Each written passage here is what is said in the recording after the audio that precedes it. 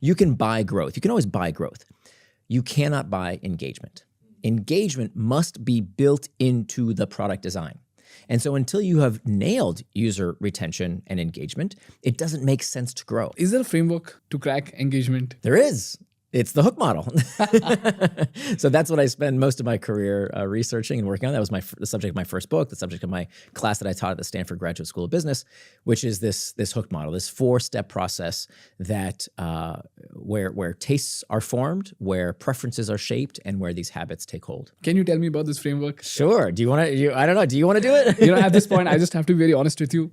I've been recommending hook for 10 years now. So I'm just going to pretend that I don't know the hook model so that Nir can put it out. Actually, why don't you do it? I would love to. I've never sat, this is the first time I've ever sat across from somebody that I think knows it very, very well. And maybe I'll relax. You'll do my job for a bit. I'd love to hear it. So guys, there are 4 steps on how to crack engagement. Trigger, action, variable reward, and investment. Now there are 2 types of triggers. There's an external trigger and there's an internal trigger. External trigger is when you see a billboard and you decide to use an app. But internal triggers are triggers that come from within that then push you to use an app. For example, when you're hungry, you use Zomato in India. If you're not able to see, you might visit a Lenskart store. So that's an internal trigger which pushes you to then use your product. So these are all internal triggers. And the moment a company goes from being an external trigger to an internal trigger, that's when the company becomes game-changing. Yeah, and of course the other benefit is that from an ROI perspective, as opposed to having to spam people with annoying messages and emails and paying for expensive advertising, people are coming back on their own, not because of external triggers, but because of internal triggers. That's the hallmark of a habit-forming product, is that the customer triggers themselves. Now, we talked about really only one stage of the hook model, the trigger phase, but there's 4, as you mentioned: the trigger, the action, the variable reward, and the investment. So you need all 4 to have a sustained hook. The second step of the hook model is called the action phase. The action phase is defined as the simplest behavior done in anticipation of a reward. The simplest thing the user can do to get relief from that psychological itch. Right? So when I'm feeling bored, I open TikTok or Instagram, instantly I'm entertained. When I'm feeling lonely, I call a friend by pushing their face on my phone. Now I can talk to a friend. Or if you're a different kind of lonely, you open Tinder or a dating app. So we always want to connect that action as simply as possible to relieving that internal trigger. Opening an app, scrolling a feed, pushing a play button. The simpler that action becomes, the more likely the user is to do that behavior. So simplify, simplify, simplify when it comes to the action phase. The next step of the hook model is the variable reward. The variable reward is the engine of the hook model. And in order to understand variable rewards, we have to start in the brain. And in particular, what causes us to engage and re-engage. The best way to understand it is through an experiment that took place over 75 years ago by a psychologist by the name of B.F. Skinner. And Skinner did this famous experiment where he took pigeons and he put them in a little box. We call this today a Skinner box. And he allowed the pigeons in the box to peck at a disc and receive a little reward. So peck at the disc, get a little food treat. Now, at first, the pigeon would peck at the disc whenever it was hungry. Peck at the disc, get a food treat. But then one day, Skinner had a problem. He comes to the lab and he checks his pockets and he realizes he doesn't have enough of these food pellets. So he can't afford to give it to the pigeon every time they'd peck at the disc. He could only afford to give it to them once in a while. So sometimes a pigeon would peck at the disc, nothing would come out. The next time the pigeon would peck the disc, they would receive a reward.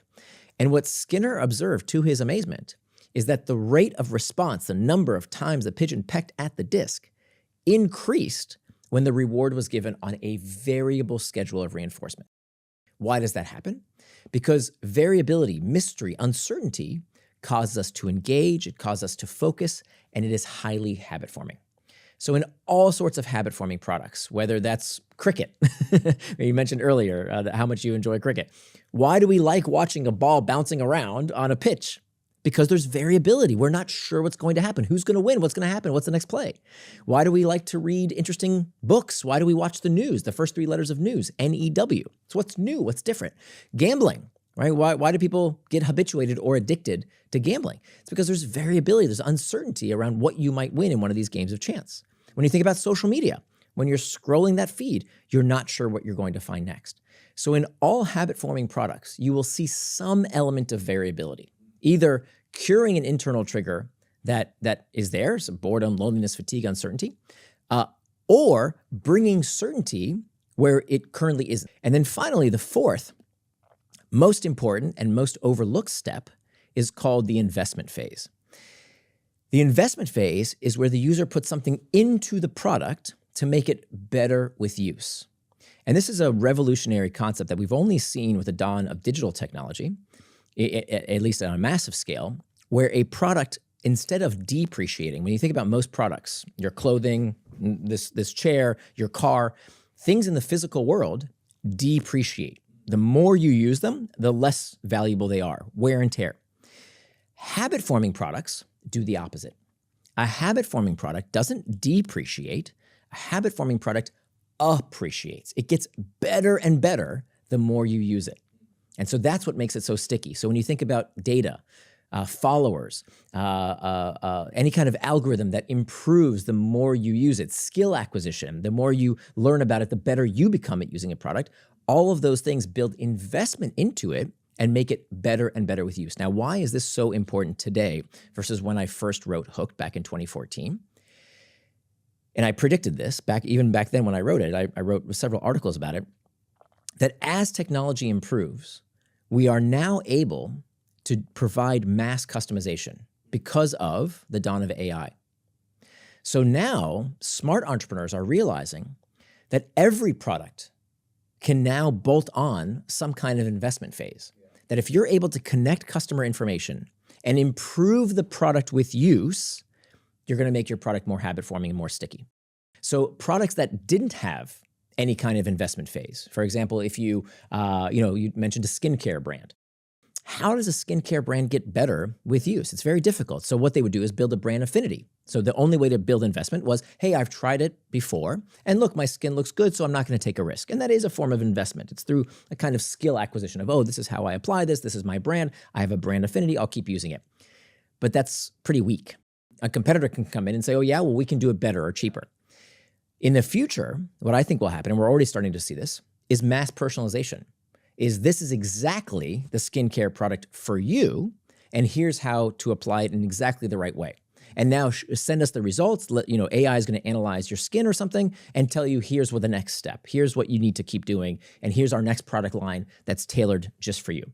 So I think in the future, every product will have some kind of investment phase bolted onto it that improves the product with use because customers are going to demand it. So that's the overview. Trigger, action, variable reward, and investment. And it's through successive cycles through these hooks that habits are formed. If this clip gave you value, please subscribe to this channel so that we can keep bringing you game-changing business insights.